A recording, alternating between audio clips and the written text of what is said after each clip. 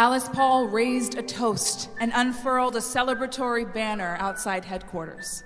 She'd been quietly sewing a new star on the banner for each state that ratified the 19th Amendment, and now it was finished. 36 stars, 36 states.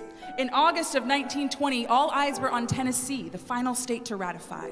In Nashville, freshman legislator Harry Byrne had an anti-suffrage red rose on his lapel, but the letter in his pocket weighed more heavily on his mind.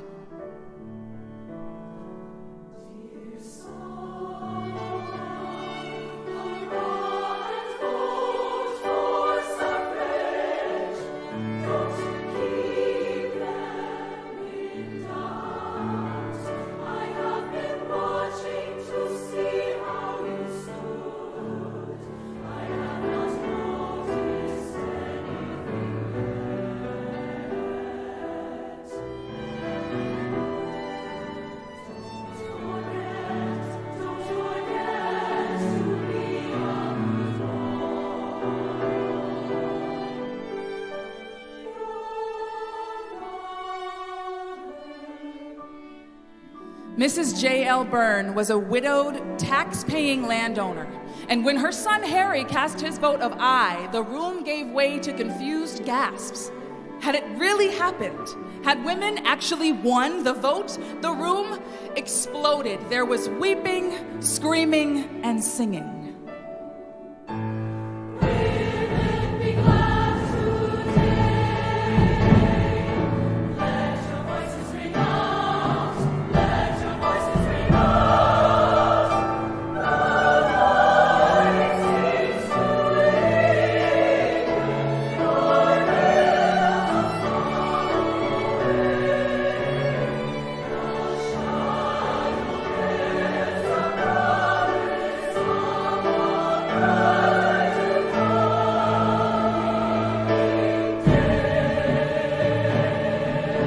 Dr. Mary Walker was the first woman to win a Congressional Medal of Honor.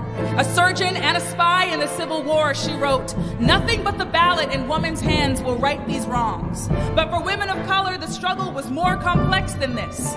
Having picketed with the Silent Sentinels, Mary Church Terrell wrote, "I do not believe that the white women have only one handicap to overcome.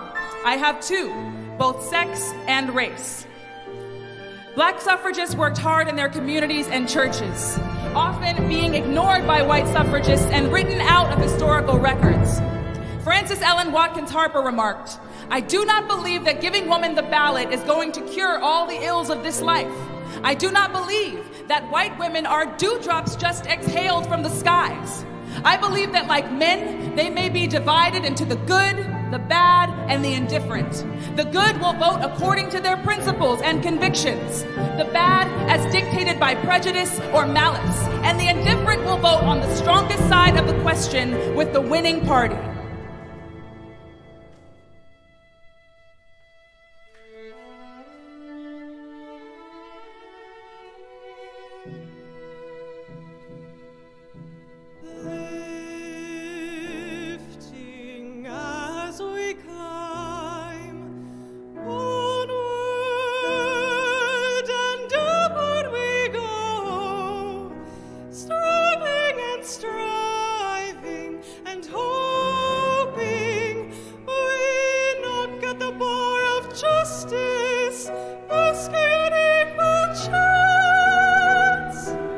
The 19th Amendment was a 72-year struggle, but for women of color, that struggle would continue.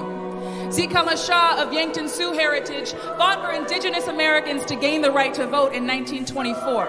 But their right to vote, however, would be voted on state by state, with New Mexico and Arizona being the last in 1948. Chinese immigrants would vote in 1943, and for black women, repeatedly suppressed at the polls. The poll tax was ended in 1964, and the Voting Rights Act created in 1965. Voters with disabilities were given special protections in 1982. As Carrie Chapman Catt said, "Women have suffered an agony of soul which you could never comprehend, that you and your daughters might inherit political freedom.